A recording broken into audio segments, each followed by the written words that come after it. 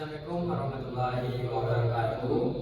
Kami dari kelompok 1 ingin mempresentasikan hasil makalah dari kelompok kami, yaitu tentang penerapan teknologi informasi perangkat lunak pada aplikasi Grab.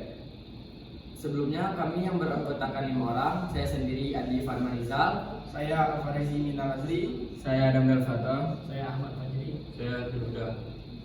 Oke, langsung saja kami akan mempresentasikan hasil makalah dari kelompok kami. Untuk penyampaian pertama itu akan disampaikan oleh Adam Delfato. Kepada Adam, disilakan.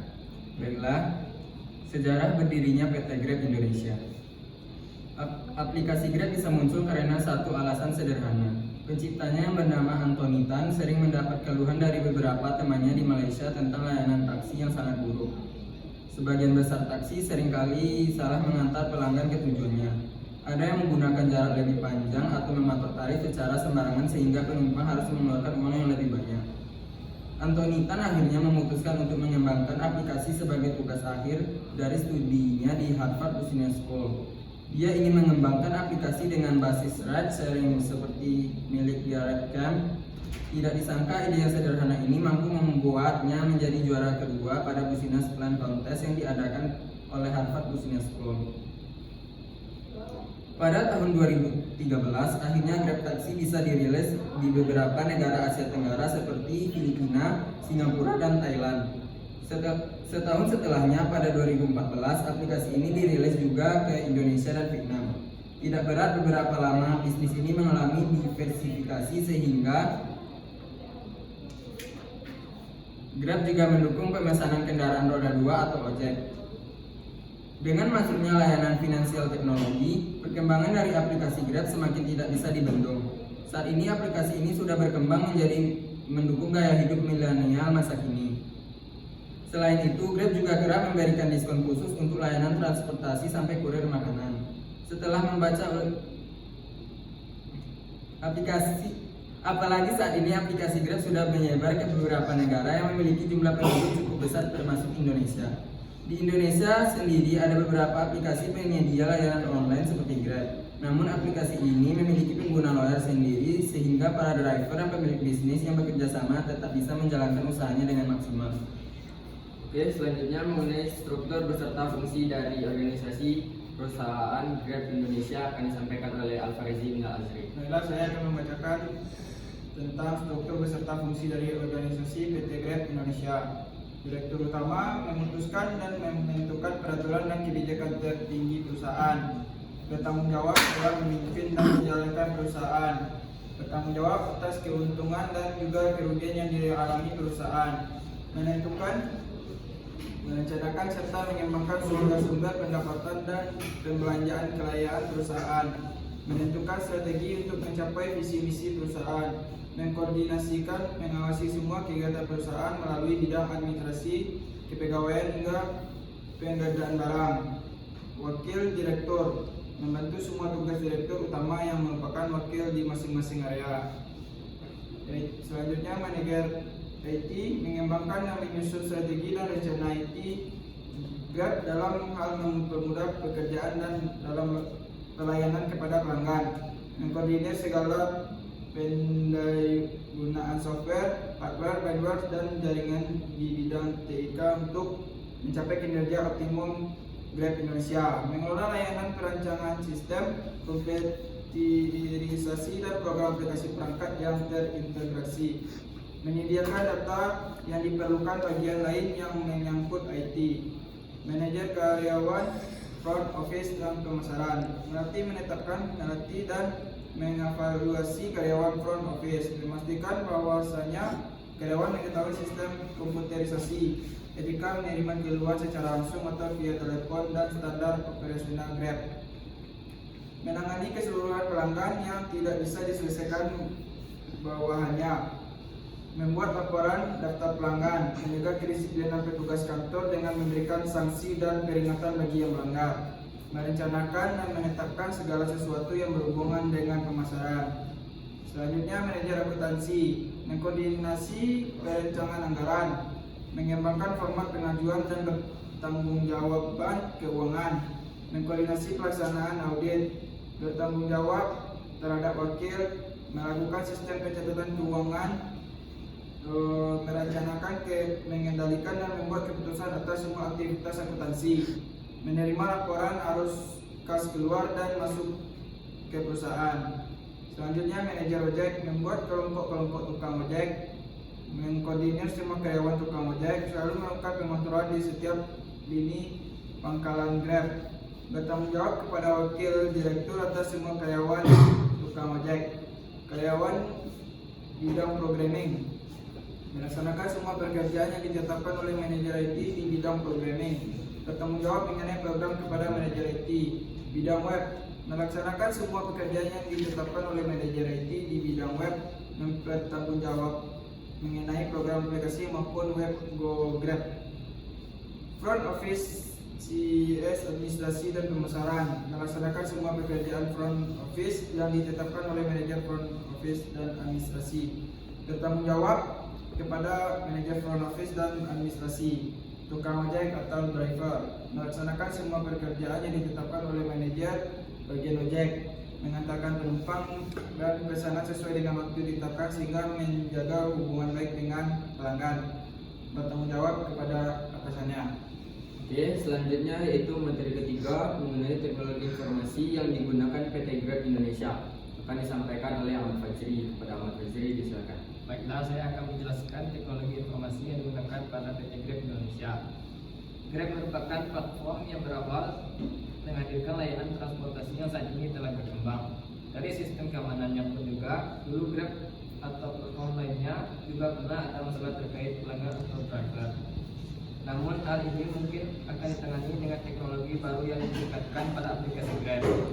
Teknologi ini diberitahukan pada acara Grab Teach Incident via Zoom bersama dengan Virginia Fu, Head of Integrity, Share Trust, Integrity, dan Access Management Grab. Grab memiliki tujuan untuk mencapai zero incident yang dapat dicegah. Perusahaan ini juga sudah menghadirkan beberapa inovasi untuk keamanan driver dan pengguna sebelum perjalanan, dalam perjalanan hingga setelah perjalanan. Contohnya, sebelum perjalanan, driver akan diminta autentifikasi wajah dengan selfie didukung oleh AI yang saat ini juga bisa disertakan dengan menggunakan masker. Dalam perjalanan, dengan teknologi yang baru diperkenalkan tahun ini merupakan teknologi yang dapat membantu Grab dalam mendeteksi kemungkinan insiden keselamatan. Caranya dengan menarik sinyal dari berbagai sumber termasuk status berkendara, GPS, kondisi lalu lintas, telematika, dan intelijen pada peta untuk mendeteksi jika ada pemberhentian yang tidak direncanakan.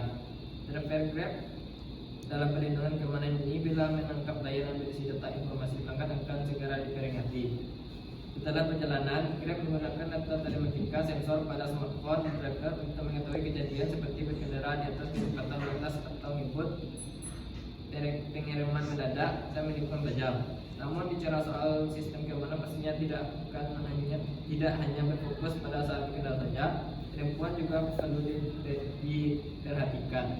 Menurut data Cybersource Online Fraud Background Report 2012, 1,6% dari pendapatan komersi hilang karena penipuan.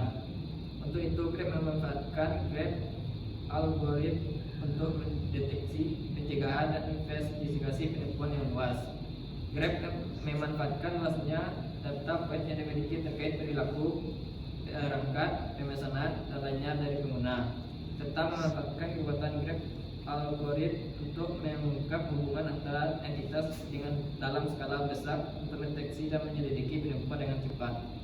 Hal ini dengan penting karena setiap perangkat atau pemesanan bisa saja tidak terlihat aneh.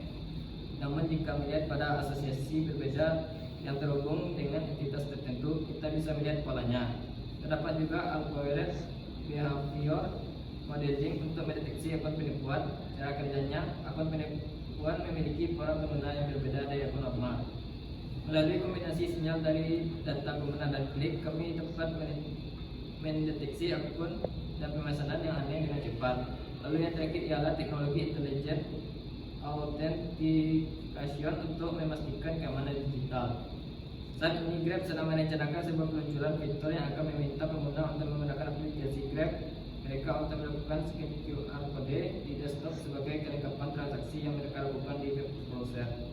Hal ini akan menambahkan lapisan keamanan untuk memastikan transaksi yang dilakukan memang dibuat untuk penggunanya. Dalam memberikan layanan, Grab memanfaatkan teknologi informasi antara lain: 1. Teknologi Antisep, aplikasi smartphone Android dan aplikasi smartphone iOS.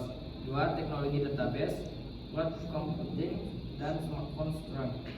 3. API, Google Map, Google Glass, Transjakarta API, Apotikantar API. Yang keempat, payment, Tokopedia. Yang kelima, customer service, sosial media, website, dan call center. Oke, selanjutnya materi terakhir itu mengenai aplikasi perangkat yang digunakan dalam aplikasi Grab dalam pelayanannya akan disampaikan oleh Alvin Huda. Kepada Alvin Huda, disilakan. Baiklah, saya akan menjelaskan aplikasi perangkat yang digunakan Grab dalam pelayanan. GrabCar melayani antar jemput menggunakan kendaraan roda 4. GrabBike melayani antar dan jemput menggunakan kendaraan roda 2. GrabFood melayani pesanan dan antar makanan. GrabExpress melayani pengiriman barang. GoodDoctor melayani konsultasi masalah kesehatan secara online. GrabPulsa melayani kebutuhan bulan seperti token, bayar tagihan, dan pulsa. Oke, mungkin itu hasil presentasi makalah dari kelompok kami. Sebelum kita tutup, adapun kesimpulan yang dapat ditarik dari hasil pemaparan materi dari kelompok kami yaitu PT Grab Indonesia merupakan sebuah perusahaan yang bergerak di bidang pelayanan jasa di bidang transportasi online dengan menggunakan kendaraan roda 4, yang mana perusahaan ini melayani angkutan manusia yang bertujuan untuk menghubungkan antara driver Grab dan juga penumpang. Yang mana berdasarkan pembahasan di atas, tanggung jawab dari perusahaan Grab terhadap penumpang layanan GrabBike yaitu pertama, melakukan permintaan maaf kepada penumpang jika terjadi kesalahan. Yang kedua yaitu mengganti kerugian material yang diterima oleh penumpang. Yang ketiga yaitu memberikan asuransi yang digunakan oleh perusahaan yaitu Great American Insurance Company. Yang kedua yaitu upaya pembinaan perusahaan Grab terhadap GrabBike di dalam meningkatkan mutu pelayanan dan terhadap penumpang. Yang pertama yaitu mempunyai pengendara yang handal dan terpercaya. Yang kedua, aplikasi kebutuhan keamanan penumpang. Yang ketiga, asuransi bagi bikers dan penumpang. Yang keempat, memberikan layanan kepuasan pada konsumen. Dan yang kelima, melakukan pemeliharaan terhadap kendaraan. Dan yang terakhir yaitu kendala perusahaan Grab dalam rangka mengoptimalkan mutu pelayanan.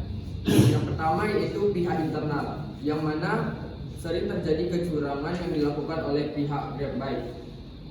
Yang kedua yaitu pihak eksternal, yang mana tidak adanya laporan dari penumpang kepada pihak perusahaan. Yang kedua yaitu kurangnya itikat baik penumpang di dalam untuk saling menjaga keamanan dan kenyamanan selama perjalanan.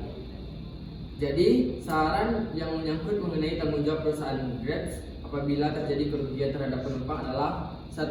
Mengenai tanggung jawab pengangkutan atas kerugian yang diderita oleh penumpang, yang mana perusahaan Grab bertanggung jawab mengenai kerugian ataupun segala macam permasalahan yang dialami oleh penumpang dalam pelayanannya. Yang kedua, adanya peran pemerintah untuk mengeluarkan kebijakan mengenai sanksi yang tegas terhadap perusahaan Grab apabila perusahaan tidak melaksanakan kewajibannya dengan baik. Yang terakhir yaitu dalam upaya untuk meningkatkan kenyamanan dan keamanan, maka konsumen diharapkan untuk mampu bekerja sama di dalam kualitas meningkatkan mutu layanan agar tidak ada lagi kecurangan yang ditimbulkan. Oke, hanya itu hasil presentasi makalah dari kelompok kami. Jika ada salah kata dalam penyampaian kami mohon maaf. Assalamualaikum warahmatullahi wabarakatuh.